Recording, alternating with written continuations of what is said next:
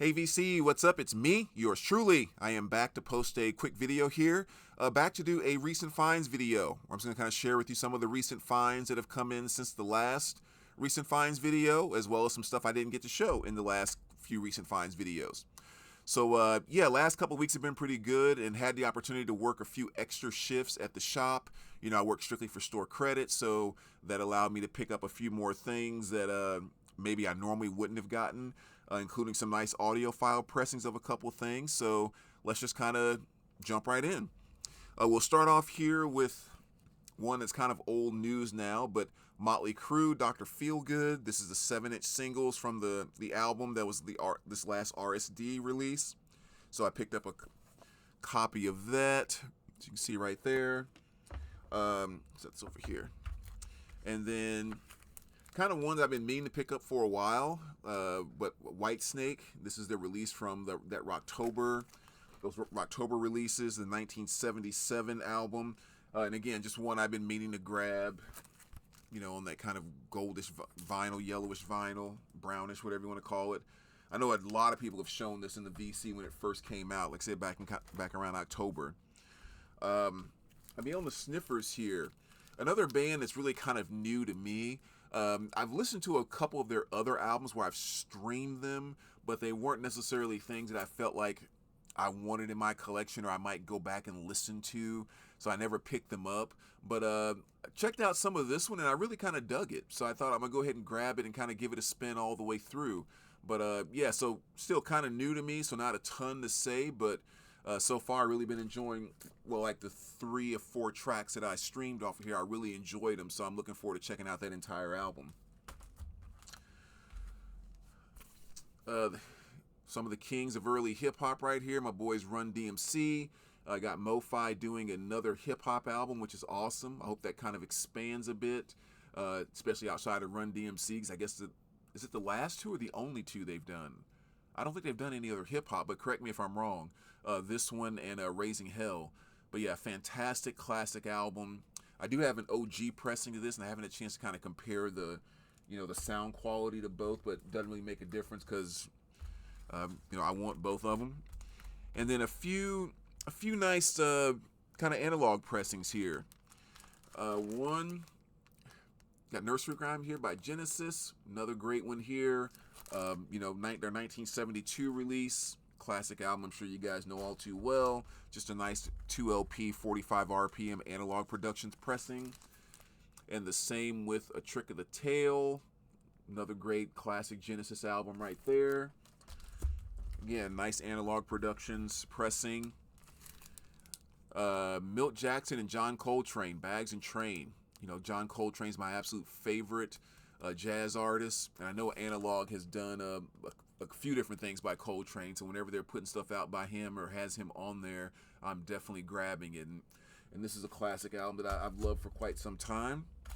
And this is one that was kind of new to me.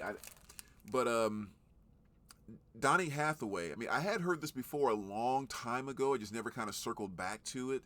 But the one thing I always remembered about this album is, number one, how much I love the artwork and how I think the artwork really sums up the music very well. 'Cause, I mean, if that was like a gigantic print, I would love to have that on my wall in my living room. It's a really, really cool piece. But I've always said, like, the artwork, like, it's very powerful, but yet it's also very simple, you know, when you really kind of study it.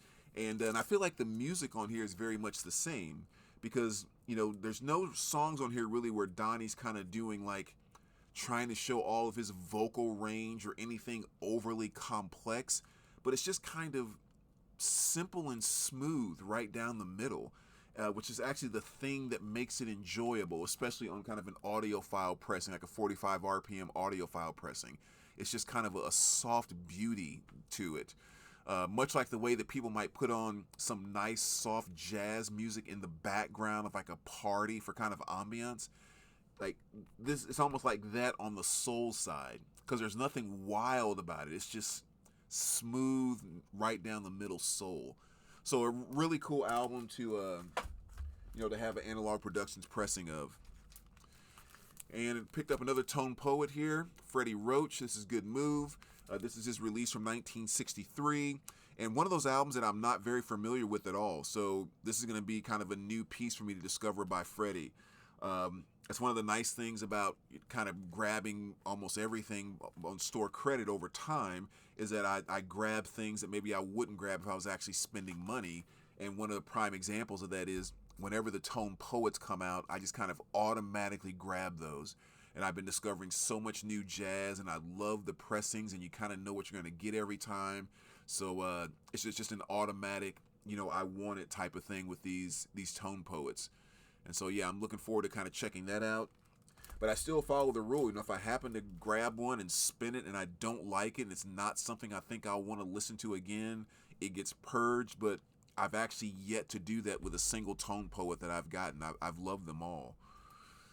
Some awesome VCLT from my boy Billy Hurst over at Riverbend Records. He kind of gave me this right before Christmas, which is an awesome OG copy of the Plasmatics, A New Hope for the Wretched.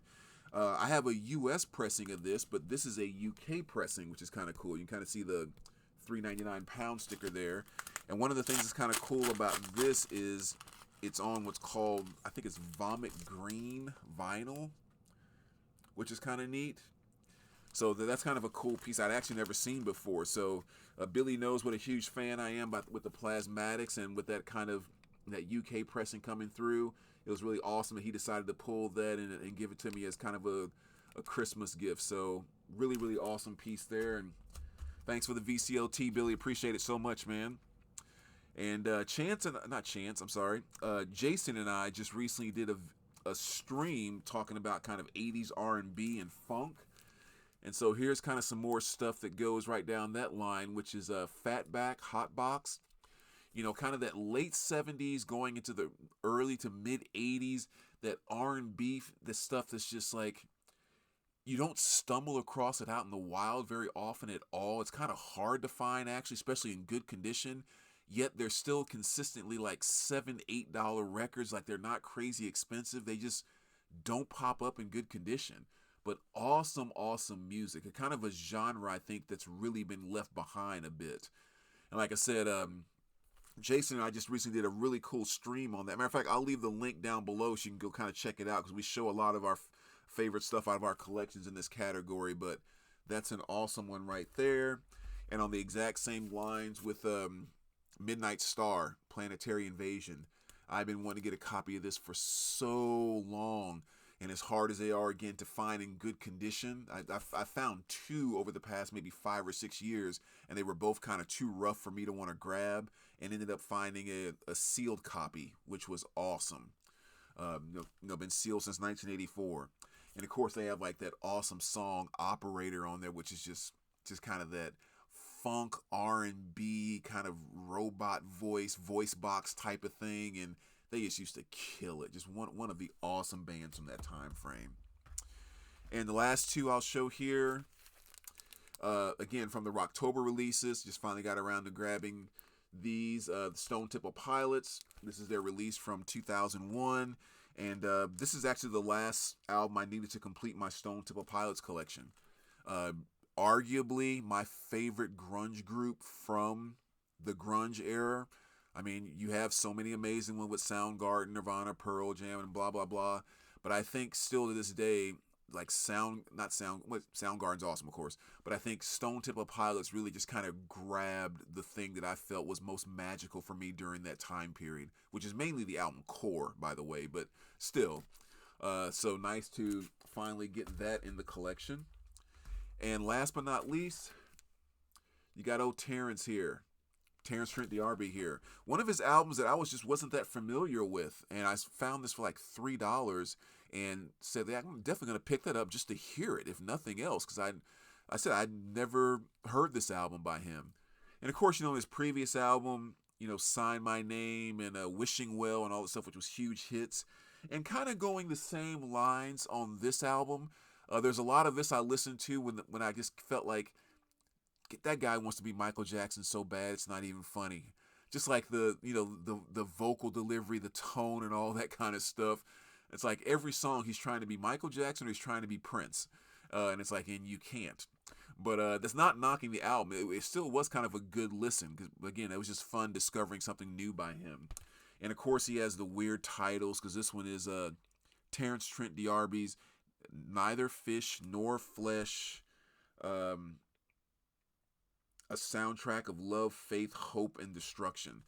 It's like, come on, man, just give us a title like Peter Gabriel, like no title or just so or something. Like, you don't have to make it all big and complex. But anyway, new discovery. That was fun to hear that for the first time. So there you go, VC. Appreciate you guys kind of stopping in. Should be back pretty soon with my cassette tag and funk and soul tag. I think at the next 2 videos I'm going to try to get knocked out. So thanks for watching. Hope you guys are staying warm, and we will talk to you soon. All right, take care, guys.